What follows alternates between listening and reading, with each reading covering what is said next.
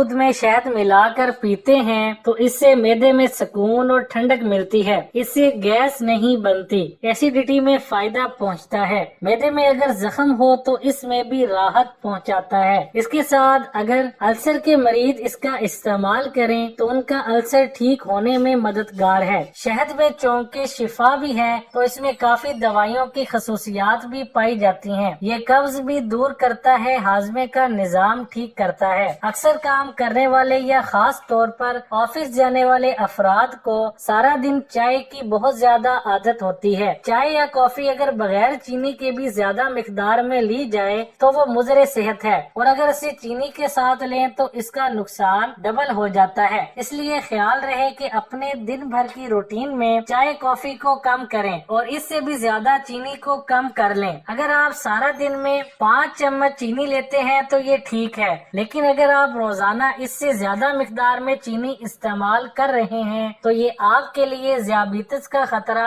پیدا کر سکتی ہے۔ ٹماٹر میں موجود لائکوپین اور کیلشیم ہڈیوں اور دانتوں کو مضبوط بناتا ہے، اس کی وجہ سے آپ ہڈیوں کی بیماریوں سے بچ جاتے ہیں۔ اسی لیے جب آپ خالی پیٹ ٹماٹر کسی بھی شکل میں کھاتے ہیں تو یہ زیادہ زود اثر رہتا ہے۔ حاملہ خواتین کے لیے کدو کے بیج ابتدائی ماہ میں کھانا بہت ضروری ہے، کیونکہ اس سے ان کے فیٹس میں موجود بچہ نشو نما پاتا ہے اور مضبوط جان بناتا ہے۔ ماہواری کے ہر مسئلے کو دور بھگانے کے لیے ڈاکٹر کہتی ہیں کہ آپ روزانہ 1 چمچ السی کے بیجوں کو نیم گرم پانی سے پھانک لیں۔ یہ آپ کی اندرونی صحت اور خون کی ترتیب کو مستقل کر دیتا ہے۔ عام طور پر سوڈے والے مشروبات کا استعمال کھانے کے فوراً بعد کیا جاتا ہے، جبکہ ماہرین اس بات پر متفق ہیں کہ کھانے کے فوراً بعد پانی یا کسی بھی قسم کے مشروب کے استعمال کے سبب معدے میں موجود تیزاب کے اثرات پانی یا مشروب کی آمیزش کے سبب کم ہو جاتے ہیں، جس کی وجہ سے معدے میں موجود غذا یا گوشت کو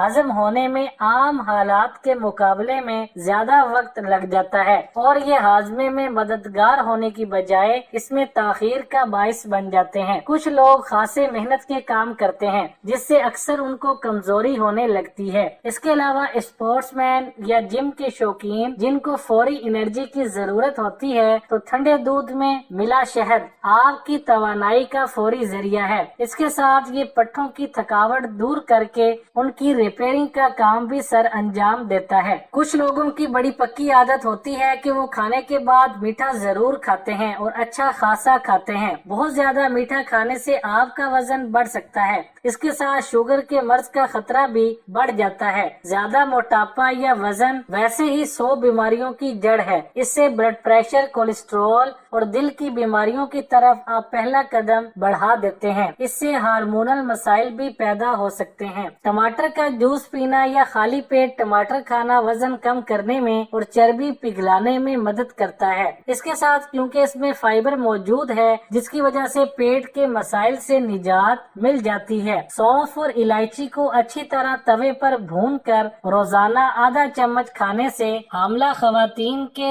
3rd ٹرائیمیسٹر میں بہت مفید رہتا ہے۔ اس سے دوران حمل قے یا متلی کو روکا جا سکتا ہے۔ کچھ ایسی لڑکیاں بھی ہیں جن کا ماہواری کے دوران جی متلی ہوتا ہے، ان کے لیے یہ بہت مفید ہے۔ آڑو کے بیج سکھا کر ان کا پاؤڈر بنا کر رکھ لیں، اسے مختلف بیماریوں میں استعمال کیا جا سکتا ہے۔ خواتین کے ماہانہ ایام میں درد کو کم کرنے کے لیے یہ فائدہ مند سمجھا جاتا ہے۔ آڑو کے بیج وزن کم کرنے میں بھی مفید سمجھے جاتے ہیں۔ اس کے بیجوں کا پاؤڈر کھانے سے وزن کنٹرول میں رہتا ہے۔ آڑو کے بیجوں کا تیل کان کے درد کی صورت میں کان میں ڈالیں تو اس سے فوری آرام مل جاتا ہے۔ سوڈے والے مشروبات میں چونکہ کاربن ڈائی آکسائڈ شامل ہوتی ہے جو کہ معدے میں جا کر اس میں موجود سیلز کے ساتھ مل کر مزید گیس بناتی ہے، جس سے وقتی طور پر ڈکار آ جاتا ہے، جس سے محسوس ہوتا ہے کہ کھانا ہضم ہو گیا ہے، جبکہ حقیقی معنوں میں یہ معدے میں گیس پیدا کر دیتی ہے